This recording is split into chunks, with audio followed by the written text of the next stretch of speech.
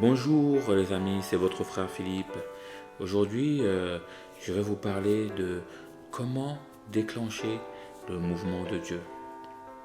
Oui, effectivement les amis, euh, ce Dieu que nous aimons, ce Dieu qui est merveilleux, ce Dieu euh, que, que nous admirons, ce Dieu que nous contemplons, ce Dieu créateur, ce Dieu infini, il est une personne. Il est une personne. Il faut que ça soit clair dans notre esprit, c'est une personne. Et cette personne, elle a sa volonté propre. Et parmi sa volonté, c'était de nous créer, de créer la terre, l'univers, et juste pour nous, nous qu'il aime de plus que tout. Euh, et cette personne, elle a des... Cette personne, ce Dieu, notre papa, puisque nous sommes la source, puisqu'il est la source de tout ce qui existe, et y compris de nous-mêmes. Donc nous l'appelons papa. Et papa, ce qu'il aime, c'est il a, il a des critères. Il y a des choses qu'il aime et des choses qu'il déteste. Il y a des choses qu'il aime beaucoup, et il y a des choses qu'il aime moins. Donc, nous allons voir comment attirer euh, le Dieu qu'on aime dans nos vies. Comment voir sa gloire se manifester pleinement. Comment vivre le surnaturel de Dieu. Oui, nous sommes chrétiens et nous avons l'Esprit de Dieu en nous et nous croyons au surnaturel de Dieu. Nous croyons que Dieu peut tout accomplir dans nos vies. C'est ce que nous croyons. Et nous voulons voir sa manifestation. Nous voulons voir sa gloire. Euh, euh, nous voulons voir sa main agir dans nos vies. Nous voulons voir le doigt de Dieu dans tout ce que nous faisons. Et comme nous sommes, comme nous sommes ses enfants, nous pensons que ce Dieu-là, il désire plus que nous, plus que tout nous aimer, plus que tout nous faire du bien. Il faut comprendre que nous le désirons, mais lui, il le désire tellement qu'il a donné son Fils unique, afin que quiconque croit en lui soit sauvé et ne périsse point. Donc nous voyons que la foi est déjà quelque chose de, une piste, une grande foi. Dieu aime la foi. Dieu aime la foi. Est-ce que tu crois, mon frère, que Dieu peut venir ici sur terre, s'incarner en tant qu'homme, juste pour nous sauver? Est-ce que tu crois? Voilà. Donc nous allons voir vraiment qu'est-ce qui fait bouger Dieu. Et nous devons être stratégiques, le connaître, le désirer, chercher sa présence. Ah, mon Dieu déteste le péché, je m'éloigne du péché. Je m'éloigne du péché.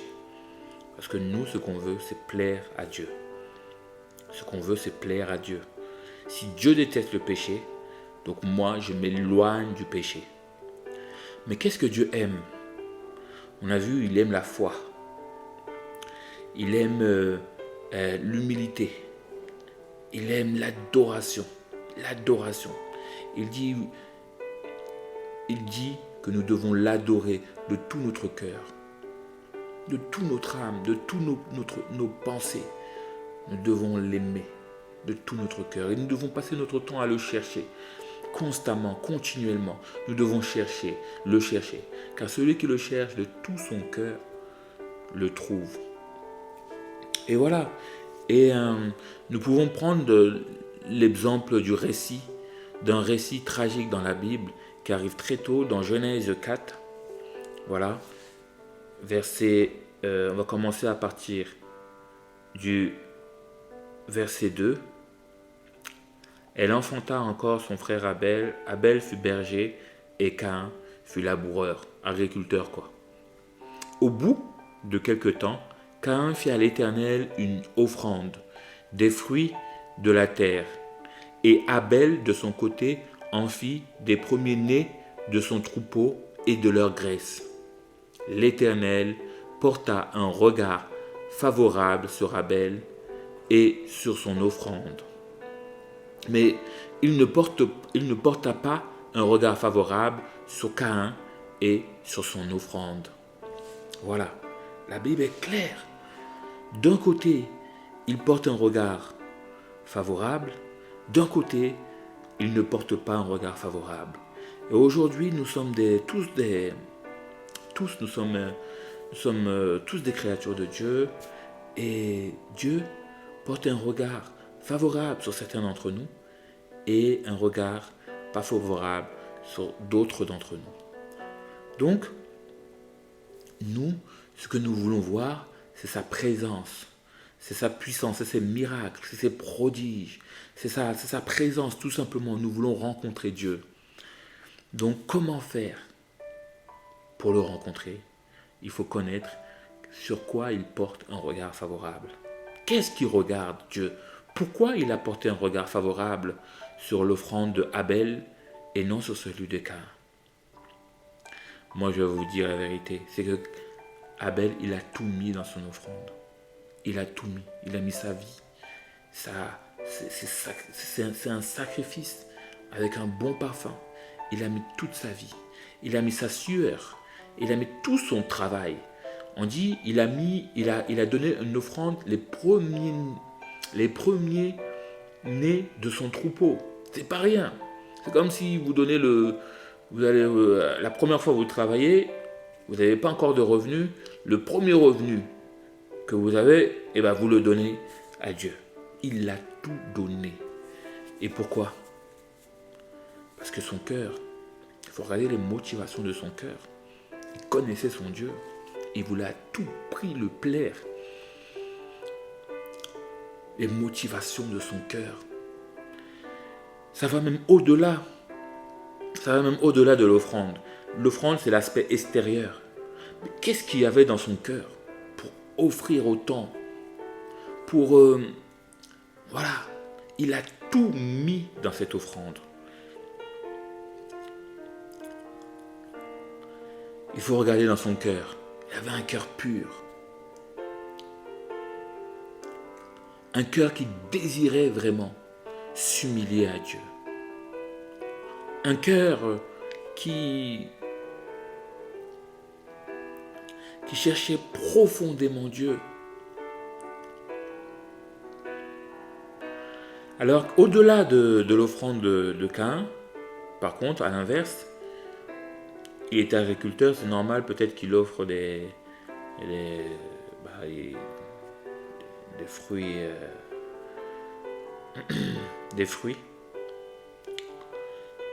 parce qu'il est agriculteur. Mais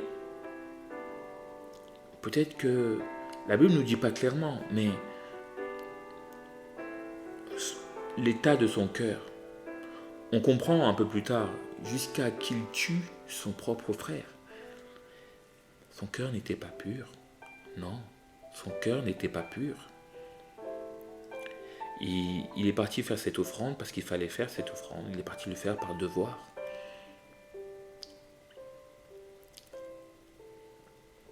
Alors que Abel, lui, il a mis toute sa vie dans cette offrande.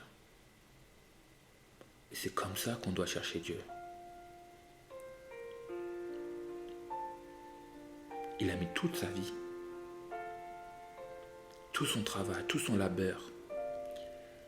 Il voulait plaire Dieu de tout son cœur. Ce n'est pas une question d'argent.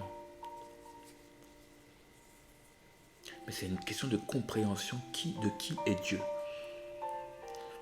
Pour son futur, c'est un peu de son futur qu'il a mis dans cette offrande. C'est un peu de son futur.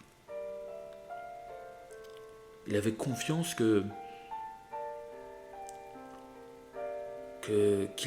est Dieu, qu'il est le Dieu d'éternité. Et il a mis tout son cœur.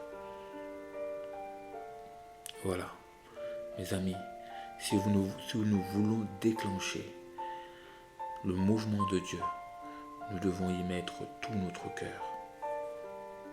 chercher Dieu de tout notre cœur. L'état de notre cœur doit vraiment compter par-dessus tout.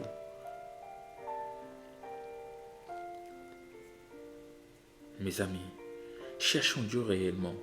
Ne jouons pas avec cette histoire. Cherchons Dieu de tout notre cœur. Cherchons Dieu réellement. Disposons notre cœur à recevoir Dieu. Et déjà, la première chose, c'est de croire que Dieu peut faire l'impossible dans nos vies. Oui, il peut faire l'impossible. C'est le Dieu de toute éternité. Vous savez, le premier-né de ces troupeaux, vous savez qui est le premier-né? C'est notre Seigneur Jésus. Il est le premier-né de toute la création.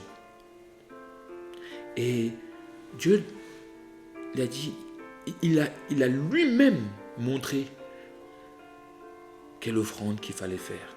Lui-même en donnant son propre fils.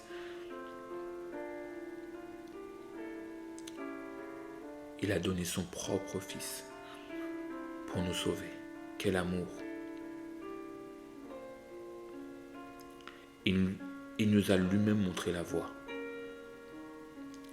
Et avec cette... vous connaissez peut-être, avec la fille canaïenne,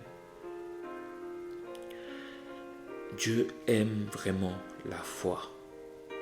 La foi. Il veut voir une grande foi dans nos cœurs. Et il dit à cette fille canaïenne, que ta foi est grande, qu'il te soit fait comme tu le veux. Que ta foi est grande. Cette femme qui cherchait à soigner sa fille, Dieu lui a dit non, moi je ne suis pas venu je suis venu que pour les brebis perdues d'Israël. Et elle s'est humiliée, elle s'est prosternée devant notre Seigneur. Et il lui a dit même les chiens mangent les miettes qui tombent sur la table. Et Dieu était choqué. Jésus était choqué. Il lui a dit, mais quelle grande foi, qu'il te soit fait comme tu le veux.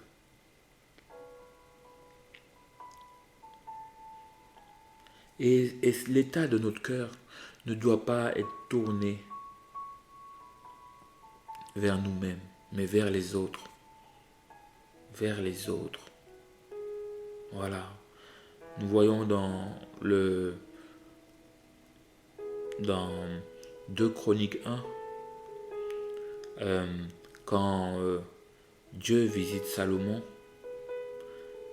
et Dieu demande, suite à l'offrande de 1000 holocaustes, Dieu vient visiter Salomon.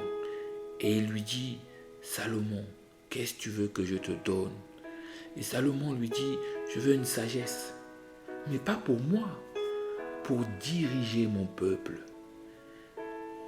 Pour diriger mon peuple. Et Dieu lui a donné non seulement la sagesse, mais aussi la richesse et la gloire. Comme jamais il y a eu sur cette terre. Pourquoi Dieu en a rajouté? Parce que c'était pour le servir et c'était pour les autres. C'était pour les autres. Mon frère, ma soeur, aie un cœur tourné vers les autres et tu verras Dieu agir dans ta vie.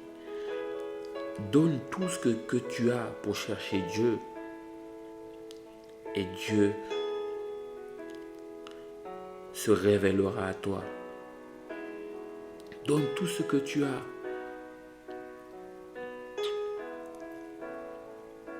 Même, comment il s'appelle, Akab, même Akab, un roi méchant, le mari de Jézabel, un ennemi d'Israël. Il s'est humilié. Et Dieu dit, regarde Akab comment il se humilie.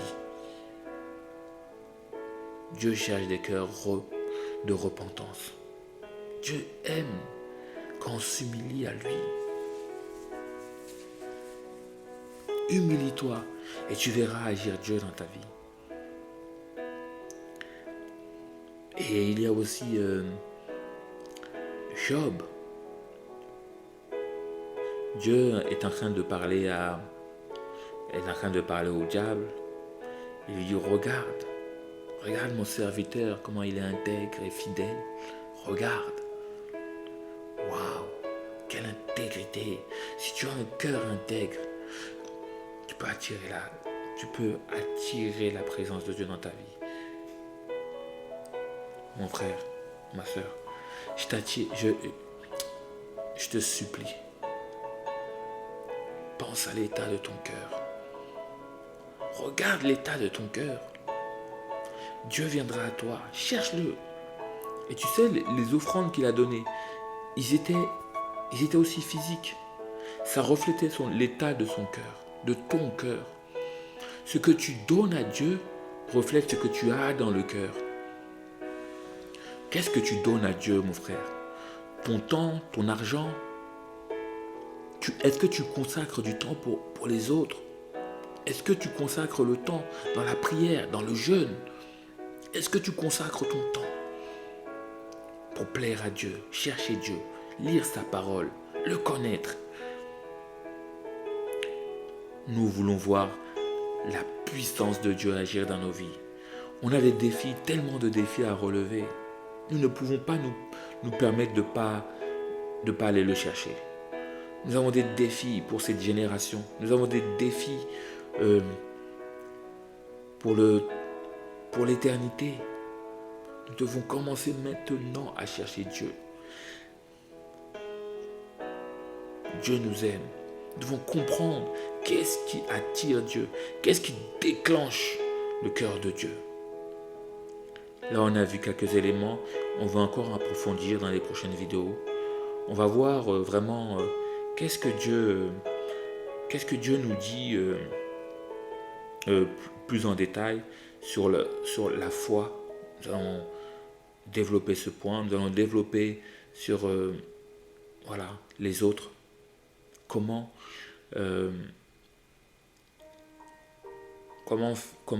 attirer Dieu en aidant les autres, en priant pour les autres et en faisant tout cela. Nous savons que si nous prions pour les autres, si nous aidons les autres, Dieu va être attiré. Le sacrifice, plus le sacrifice est gros, plus tu attires Dieu. Parce que ton sacrifice reflète vraiment ce que tu as dans le cœur. Fais-le pour les bonnes motivations, parce que tu aimes Dieu. Dans le livre des Cantiques, chapitre 2, nous tous, nous cherchons Dieu. Et dans le chapitre 2, il dit, mais où est celui que mon cœur aime? Où est celui que mon cœur aime? Je cherche celui que mon cœur aime. Il dit, sur ma couche, pendant les nuits, j'ai cherché celui que mon cœur aime. Je me lèverai, je ferai le tour de la ville, dans les rues et sur la place. Ne désespérez pas. Ce n'est pas parce que tu ne trouves pas Dieu. Ce n'est pas parce que tu ne l'entends pas encore. Ce n'est pas parce que tu ne le sens pas encore qu'il est loin de toi. Continue à chercher. Comme cette tsunamite qui cherche celui que son cœur aime. Cherche, ne t'arrête pas de chercher. Ne t'arrête pas de chercher. N'abandonne pas. Persévère. Dieu cherche aussi des cœurs qui persévèrent dans sa recherche. Mon ami, je te bénis.